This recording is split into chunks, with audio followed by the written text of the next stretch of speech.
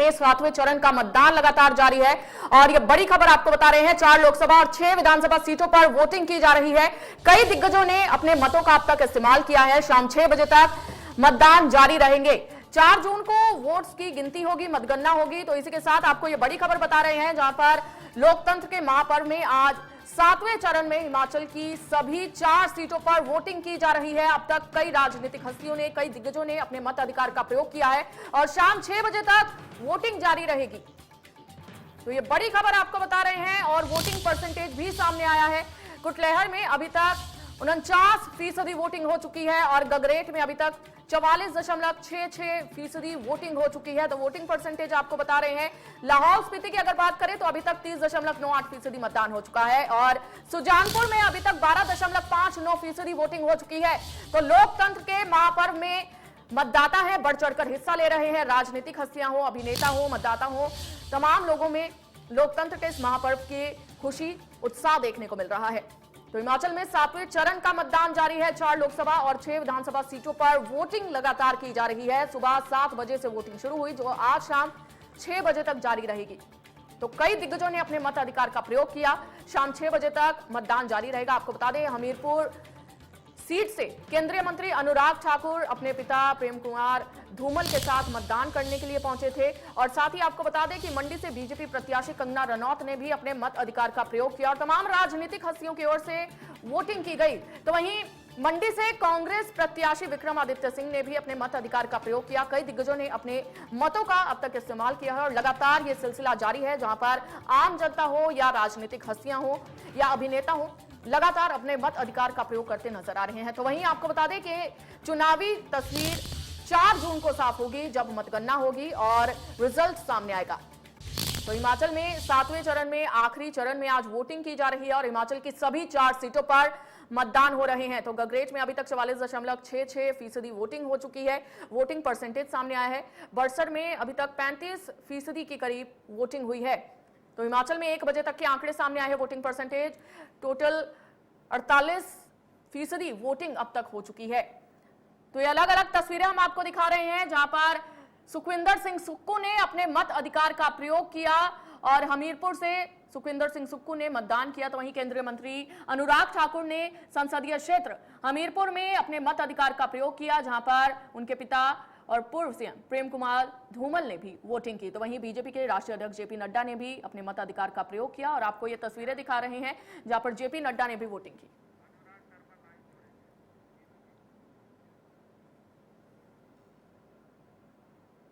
और ज्यादा जानकारी के साथ ब्यूरो चीफ अनुराग शर्मा हमारे साथ जुड़ चुके हैं। अनुराग, लगातार तस्वीरें सामने आ रही हैं, राजनीतिक हस्तियां हैं, अपने मताधिकार का प्रयोग कर रही हैं। बात अगर मतदाताओं की करें तो कितना उत्साह देखने को मिल रहा है मतदाताओं में, अनुराग? देखिए, बिल्कुल हम लगातार 1-2 दिन से ये कह रहे थे कि हिमाचल में जो उत्साह है वो बहुत भयंकर है और लोगों का उत्साह देखते ही बनता है। अगर आपने देखा होगा, लगभग 1 बजे तक की हम बात करते हैं, 48.63% की जो वोटिंग है वो 1 बजे तक निपट गई। तो ऐसा लग रहा है कि कहीं ना कहीं 80 से 82-84% तक जो है हिमाचल में वोट कास्ट होने वाला है। अगर हम बात करें सबसे ज्यादा, अगर पिछली बार की बात करें, कुटलैहड़ में जितना सराज का जो इलाका था, सराज में जो था पिछली बार 81% तक वोट हुई थी, 81.52% की वोट हुई थी और अभी तक में अगर हम हिमाचल की अभी सराज की बात करें तो 1 बजे तक जो है वो 51% की वोटिंग हो चुकी है। अगर हम हमीरपुर संसदीय क्षेत्र की बात करें तो 70% की वोटिंग हो चुकी है। कांगड़ा में जो है 47.08% की वोटिंग हो चुकी है। मंडी की बात करें तो मंडी में 50.44% की वोटिंग हो चुकी है। शिमला में जो है वो ऑलमोस्ट 49.53% की वोटिंग हो चुकी है। तो इस बार जो है वो ऐसा लग रहा है, हालांकि मैं आपको ये भी बताना चाहूंगा, मौसम की थोड़ी सी नरमी आई है, जिसकी वजह से थोड़ा सा मौसम का जो रुख था वो बदल गया।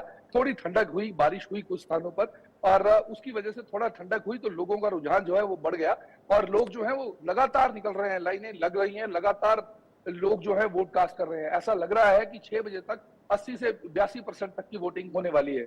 जी अनुराग, लगातार दावे किए जा रहे हैं, फिर चाहे वो कांग्रेस हो, बीजेपी हो या कोई भी पार्टी हो, लगातार दावे किए जा रहे हैं, अपनी जीत के दावे करती पार्टियां नजर आ रही हैं। तो चूंकि आप ग्राउंड जीरो पर मौजूद हैं, जमीनी स्तर पर आप मौजूद हैं, जनता का रुख क्या है? जनता क्या चाहती है? किन मुद्दों के साथ इस बार जनता वोट कर रही है, अनुराग? देखिए, जनता की अगर हम बात करें, जनता बिल्कुल जो है वो हमसे, जिनसे हमने बात की, सभी ने ये कहा कि बेरोजगारी, शिक्षा और विकास के नाम पर जो है हम वोट इस बार देंगे। और बहुत जगह लोगों ने राम के नाम पर भी वोट देने की बात की है कि हम मंदिर लाए हैं, क्योंकि बीजेपी माइंडसेट इसमें असल में क्या है, अगर आप अंजलि हिमाचल को देखो तो जो कैडर वोट है वो कभी नहीं हिलता, भले वो कांग्रेस का है चाहे बीजेपी का है, तो वो कैडर वहीं रहता है। सिर्फ जो साइलेंट वोटर है वो गेम चेंजर बनता है। और इस बार का जो है, क्योंकि केंद्र में जो थी बीजेपी थी और हिमाचल में जो है वो कांग्रेस की सरकार है, इसलिए बहुत बड़ा एक ऐसा तबका था जो साइलेंट वोटर की तरह काम कर रहा था। और इस बार जो हमें दिखने को लग रहा है, अभी तक हम पहले कयास लगा रहे थे कि 50-50 हो सकता है, परंतु अब स्थितियां जो है वो बदलती हुई दिख रही हैं, क्योंकि जिस तरह से लगातार वोटिंग चल रही है, ऐसा भी लग रहा है कि 3-1 हो सकता है या हो सकता है 4-0 जो है। मैं किसी भी पार्टी का या वो नाम नहीं लूंगा, परंतु स्थितियां ऐसी लग रही हैं कि इस बार जो है जो भी होगा वो बड़ा धमाकेदार होने वाला है और बड़े आश्चर्यजनक और चौंकाने वाले जो है वो इस बार के चुनाव के परिणाम आएंगे। जी अनुराग, बात अगर हमीरपुर सीट की करें तो केंद्रीय मंत्री अनुराग ठाकुर और सतपाल रायजादा के बीच में ये कड़ी टक्कर देखने को मिल रही है, तो जनता का क्या रुख है? जनता से आपने बात की होगी, जनता का क्या कुछ कहना है?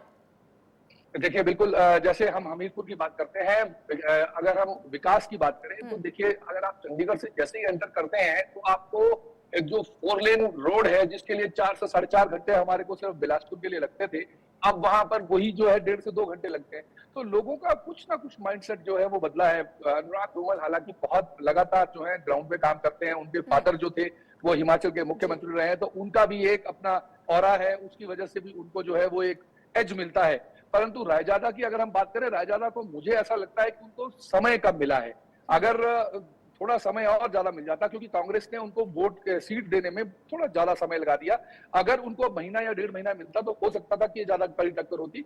हालांकि अभी कुछ कहना बिल्कुल मुश्किल है, क्योंकि मैंने जैसे पहले बताया कि साइलेंट वोटर जो है वो गेम चेंजर बनकर सामने आएगा, इसलिए अभी कुछ भी कयास लगाना। हालांकि हम ये मान रहे हैं कि बीजेपी को इस वक्त हमीरपुर में अगर हम बात करें वहां पर एज मिल रहा है, और अनुराग धूमल जो है वो कहीं ना कहीं एक स्ट्रॉन्ग प्रत्याशी के रूप में हमें दिख रहे हैं। जी अनुराग, बात अगर मतदान केंद्रों की करें तो क्या कुछ व्यवस्थाएं निर्वाचन आयोग की ओर से की गई हैं, और महिलाओं को लेकर, बुजुर्गों को लेकर या फिर युवाओं को लेकर क्या कुछ इंतजामात अलग इस बार देखने को मिल रहे हैं? देखिए, बहुत अच्छी बात है। इस बार जो है सबसे बड़ी बात, 150 मतदान केंद्र पूरे हिमाचल में ऐसे बनाए गए हैं।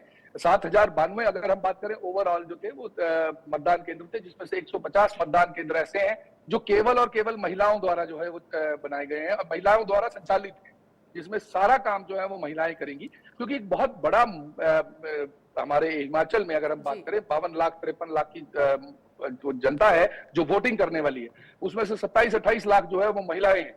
तो अगर हम इतने बड़े को बात कर रहे हैं तो उसमें महिलाओं का संचालित करना एक बहुत अच्छी बात है।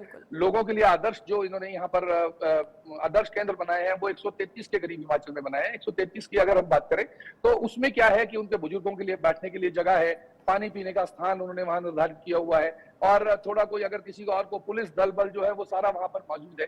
और इस तरह की जो सुविधाएं हैं वो इस बार देखने को मिली हैं, जो पहले की तरफ से अब अगर हम बात करें तो वो मिला है। अगर हम उसी तरह से 85 वर्ष से ऊपर की बात करें तो उनको जो है घर में बैठकर ही वोट करने की सुविधा जो है वो 12D के फॉर्म के तहत जो है वो दी गई, जिससे लोगों ने उस वक्त भी जो है 25 से 26 हजार वोट जो है वो कास्ट हुई है।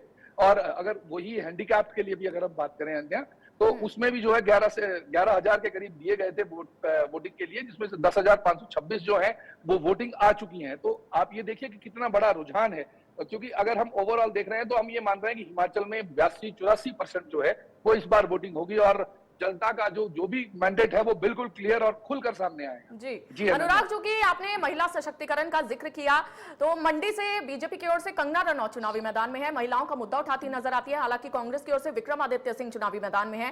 तो कितना राजनीतिक समीकरण अगर समझा जाए तो किस तरह से देखने को मिल रहा है, क्योंकि कड़ी टक्कर देखने को मिल रही है दोनों प्रत्याशियों के बीच में?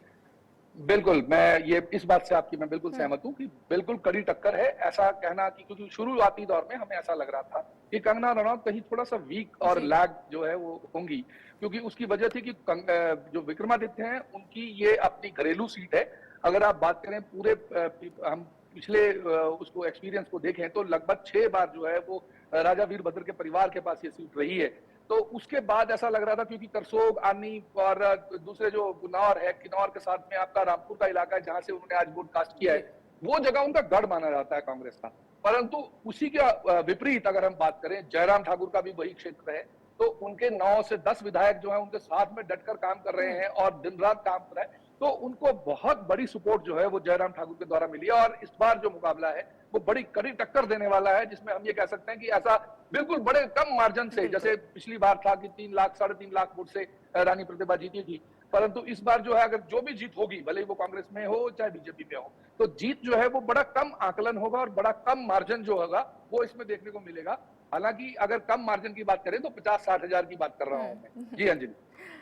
अनुराग, बात अगर पीएम फेस को लेकर लोकसभा का चुनाव होता है, हालांकि बीजेपी की ओर से या एनडीए सरकार की अगर हम बात करें तो बीजेपी की ओर से प्रधानमंत्री का चेहरा साफ है, लेकिन कांग्रेस या इंडिया गठबंधन की बात करें तो प्रधानमंत्री का फेस अभी डिक्लेयर नहीं किया गया है। तो क्या लगता है, लोग प्रधानमंत्री के चेहरे पर वोट कर रहे हैं या कैंडिडेट के नाम पर वोट कर रहे हैं? बिल्कुल कर रहे हैं जी। मैंने जिस जगह में भी हमने बात की, जिस भी प्रत्याशी से बात की या आम जनता से हमने जो बात की है, तो बहुत जगह, जैसे हम शिमला कंस्टिट्यूएंसी की बात करें, यहाँ पर हिमाचल में शिमला कंस्टिट्यूएंसी में सुरेश कश्यप के अगेंस्ट बहुत ज्यादा इनकम्बेंसी थी जो हमें दिख रही थी। परंतु जब भी हमने उन लोगों से बात की तो लोगों ने ये कहा कि हम जो है मोदी के चेहरे को वोट दे रहे हैं, हमारे को कोई मतलब नहीं है प्रत्याशी कौन होगा। तो इस तरह की बातें जो हैं वो बहुत बड़ा जो है वो फेरबदल कर देती हैं। कई बार स्थितियां ऐसी बन जाती है जिसमें लोग कई बार जो है केंद्र नेतृत्व को देखकर लोकल प्रधान या उसके जो है उन चीजों को छोड़ देते हैं कि चलिए कोई बात नहीं, नरेंद्र मोदी को वोट देनी है तो हम किसी और को वोट नहीं देंगे। परंतु उसी के समकक्ष अगर हम बात करें हिमाचल की, जैसे हिमाचल में जो अभी 2 विधायक खड़े हैं, विक्रमादित्य की बात करें चाहे आप विनोद सुल्तानपुरी की बात करें, ये दोनों विधायक हैं असल में। पर विधायक के लिए इनको सीट छोड़नी पड़ेगी और इसकी सीट में ये वहां जाएंगे। परंतु इसके बावजूद अगर हम बात करें तो सुखविंदर सुक्खू दिन रात इन लोगों के साथ खड़े हैं, दिन रात उन्होंने बड़ी मेहनत की है। सरकारी पूरी अमला जो है वो उनके साथ था। आपने पिछले 2 दिन पहले भी देखा होगा, प्रियंका गांधी स्पेशली जो है विनोद सुल्तानपुरी के लिए सोलह नहीं है। उन्होंने बहुत ज्यादा दौरे जो 3 दिन के अंदर, लास्ट के 3 दिन में लगातार ताबड़तोड़ रैलियां जो हैं वो प्रियंका गांधी ने की है, जिसकी वजह से बहुत साफ फर्क जो है, जो रुझान में जो फर्क आना था वो आया है। जी बिल्कुल। अनुराग, एक आखिरी सवाल आपसे करना चाहूंगी, 2019 लोकसभा चुनाव और 2024 लोकसभा चुनाव में कितना फर्क है?